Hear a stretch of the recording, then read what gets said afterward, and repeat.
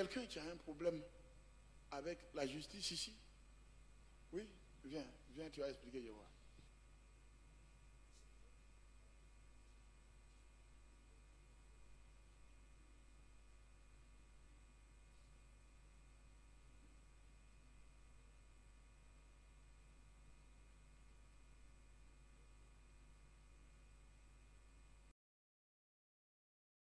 Alexandre Kakou, témoignage.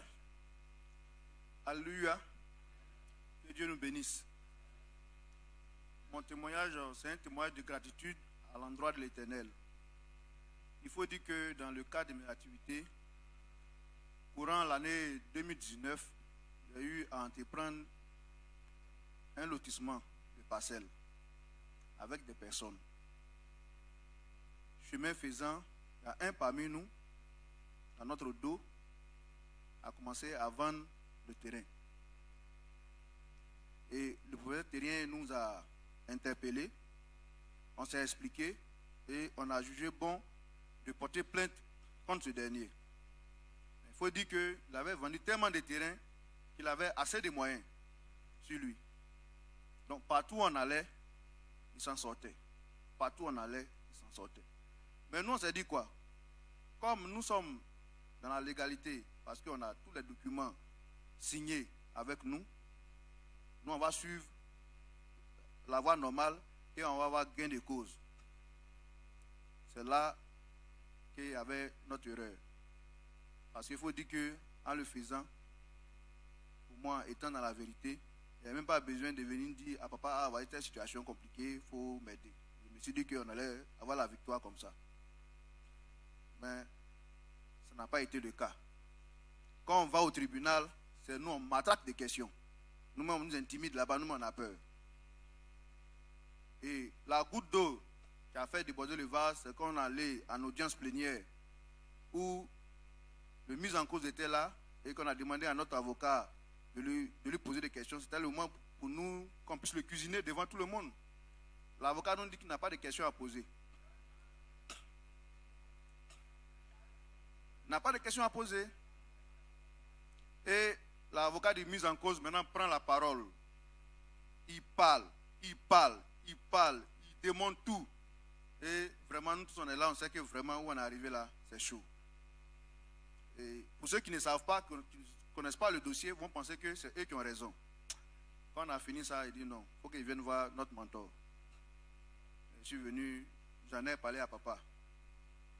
Et au début, papa voulait me conseiller un autre avocat.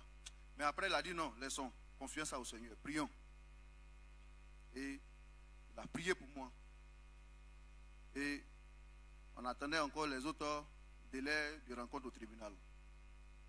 Il faut dire qu'après la première prière que le mentor a fait pour moi, c'est maintenant que notre propriétaire terrien se souvient qu'au niveau du tribunal même, il connaît quelqu'un là-bas à qui on pourrait parler de l'affaire. Depuis 3-4 ans maintenant, c'est depuis 2019. C'est maintenant qu'il se souvient de ça. Il dit, ah mais notre dossier là, prenons un printemps, quelqu'un va regarder aussi, parce que tout ce qui se passe là vraiment. Donc on est allé et on a déposé, le monsieur a regardé. Il dit, mais vous avez déjà passé en audience? On dit oui. Il dit, bon, si vous avez passé en audience, il faut qu'on attende les résultats du tribunal. Ce qu'ils vont dire, les délibérés. Donc nous aussi, on était là. On arrive au jour des délibérés. Au rôle, il y avait une 60aine de décisions. On était 63e. Alors, on égrène.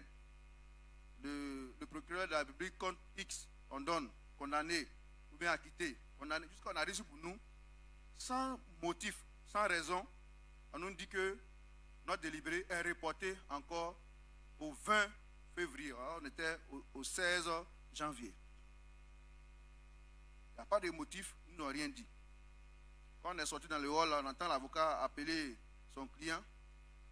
L'avocat du mise en cause a appelé son client pour lui dire, ah vraiment, je n'ai rien compris. Hein. Normalement, aujourd'hui, on a tué l'affaire et puis ils n'ont pas pu parler. Donc, je ne sais pas, on est gâté, hein. C'est compliqué. Dieu était déjà passé par là. Parce que le mentor avait déjà prié pour moi. Alors, on nous a dit c'est le 20. Mais entre-temps, quand on a dit c'est le 20, je ne suis pas encore revenu dire à papa, ah, ils ont ajourné que c'est le 20.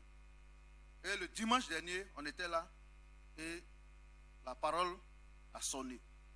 Il a dit à quelqu'un qui a un dossier urgent au tribunal. Que la personne vienne, en tout cas, me voir. Donc quand je suis arrivé, il a dit, oui, pour toi c'est quoi? Il lui a dit, ah papa, l'affaire dont je vous avais parlé une fois par rapport au terrain, là, c'est demain lundi, là, c'est ça qui a le résultat. Il dit, bon, donc toi tu attends après le culte, on va prier pour toi. Il faut dire que, bien aimé, véritablement, le corps pastoral a prié. Parce que j'ai bénéficié de 3 vagues de prières dimanche dernier. Les missionnaires ont prié à 2 reprises. Et quand ils ont fini, le mentor même est venu sceller la prière. On est arrivé au tribunal. Il y avait plus de 70 décisions au rôle. On était sur un 13e. On était dernier sur la liste. Dernier sur la liste. Donc comme ça, égrené. Et plus on arrive pour nous, notre cœur bat. Parce qu'on ne sait pas ce qu'ils vont dire. Voilà. Puisque le monsieur nous a dit qu'il a les gens dans sa poche. Voilà que Dieu va intervenir. Quand ils sont arrivés ici pour lui, le juge a lu ça sereinement. Il a dit son nom. Il est condamné pour faux et usage de faux. Donc, on le met en prison et...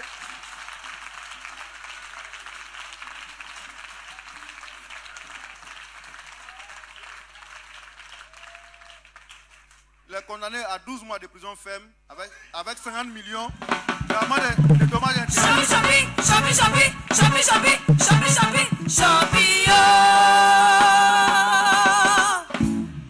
Il fallait l'intervention de l'homme de Dieu. Il fallait l'intervention de Dieu dans cette affaire pour qu'on puisse avoir la solution. Et vraiment, je voulais dire aujourd'hui merci à notre mentor. Parce que j'ai pensé qu'avec les documents, simplement, j'aurais pu avoir la victoire. Mais c'était l'erreur qu'il avait commise. Dieu merci, en tant que son fils, il m'a rattrapé, il m'a aidé. Et aujourd'hui, Dieu, par sa grâce, on a eu la victoire. Et je voudrais dire merci à Dieu. Merci à notre papa. Merci à Maman Chou. Merci aux missionnaires. Merci au peuple de Dieu. Et que Dieu nous bénisse.